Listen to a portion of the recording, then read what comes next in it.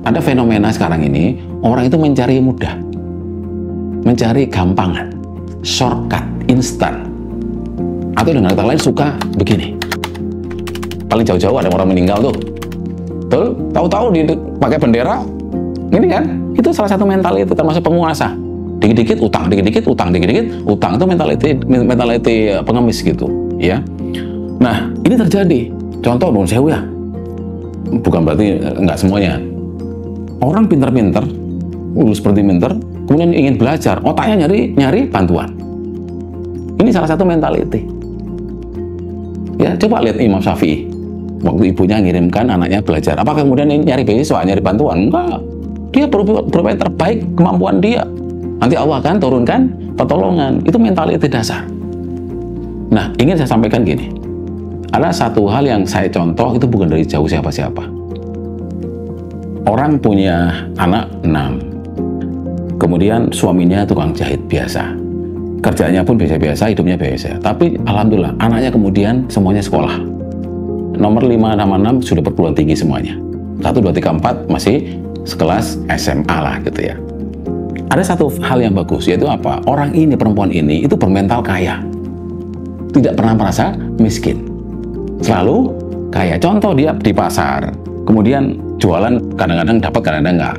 Tapi datang tuh orang jualan koran sore-sore, korannya masih banyak. Kan nggak laku kan? Ditawarin, orang itu beli. Padahal dia juga kekurangan. Itu adalah sebuah mentality dasar. Mentality tangan di atas. Sehingga orang ini menyekolahkan anaknya, itu nggak pernah kemudian pertama adalah nyari bantuan. Enggak. Dia nyari sekolah anaknya di mana, yang terbaik. Tatkala dia kekurangan, Allah yang turunkan bantuan tuh. Dapat beasiswa, super semar, dan lain. Tapi mentalitas pertama dia bukan kemudian mencari bantuan, tapi apa? Ingin memiliki mental yang kaya gitu. Itu yang saya contoh. Tahu siapa orang itu? Emak saya. Saya contoh sampai hari ini. Saya nggak pernah merasa miskin. Sampai dulu sampai hari ini. Walaupun jangan kemudian pasti kaya, enggak. Kadang-kadang juga nggak punya uang begitu ya. Sama, tapi secara mentality nggak boleh kita mentality miskin. Apa yang kita jalankan, apa yang kita berbuat, ya Allah tidak tidur. Allah pasti catat, karena rezeki dari Allah SWT. Terus terang, selama saya kerja, saya tidak pernah lihat gaji. Contoh, pindah perusahaan, gajinya berapa? Nggak pernah saya. Berapa yang saya dapat, itu adalah rezeki saya begitu. Jadi contoh suatu masa, tahun 97-98, saya pindah dari Pekanbaru ke Kaltim, suatu pelosok di daerah tambang. Anak saya masih kecil, istri saya luar biasa. Kemudian berangkat dari Balikpapan, dari Jakarta ke Balikpapan, nginap semalam. Kemudian dari Balikpapan pagi sampai ke Sangatta, itu sekitar jam 7-8 malam. Masuk ke sana, masuk ke salah satu losmen gitu ya. Subhanallah, nggak ada air. Coba Anda bayangkan, Malang yang kota air, di sana nggak ada air. 2 minggu saya punya budget di hotel.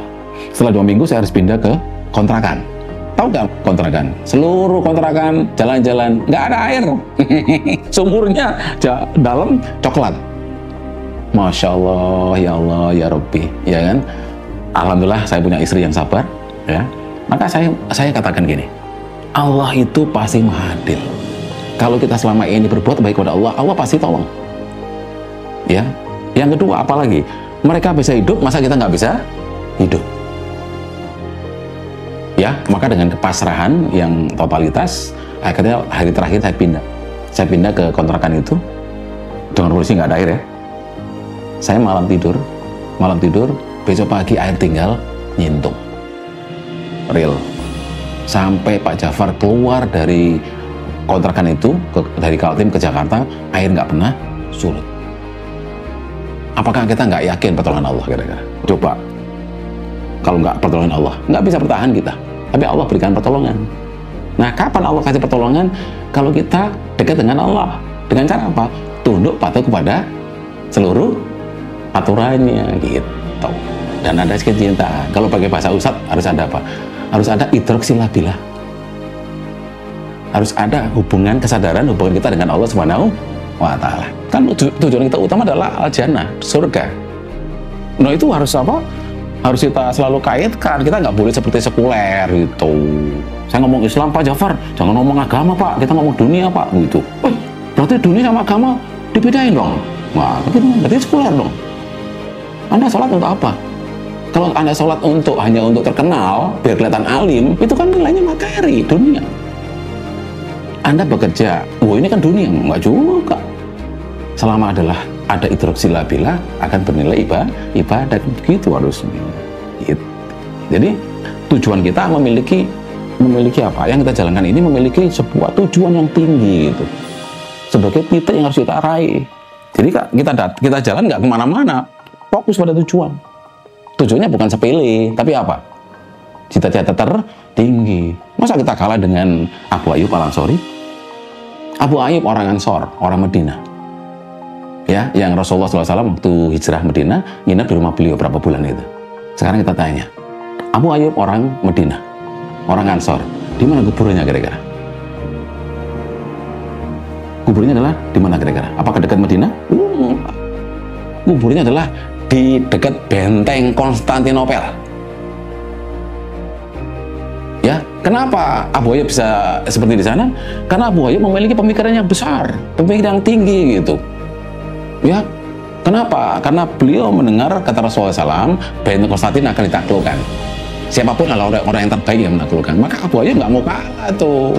Saya harus mati di benteng Konstantinopel. Kenapa? Sangat tinggi. Oh, tujuan ke depan. Nah, sekarang ini kan kalau kita belajar mengenai berpikir tinggi, selalu kan bicara adalah tokoh-tokoh yang ada gitu kan. Apa? Siapa tokoh-tokohnya? Ronald Reagan. Ya, siapa lagi? Itu kan kecil. Itu. Ya kan? Yang patut kita contoh adalah Rasulullah dan para sahabat. Sahabat itu mau belajar apa? Contohnya apa? Anda belajar belajar manajerial yang tinggi. Belajar leadership yang kuat.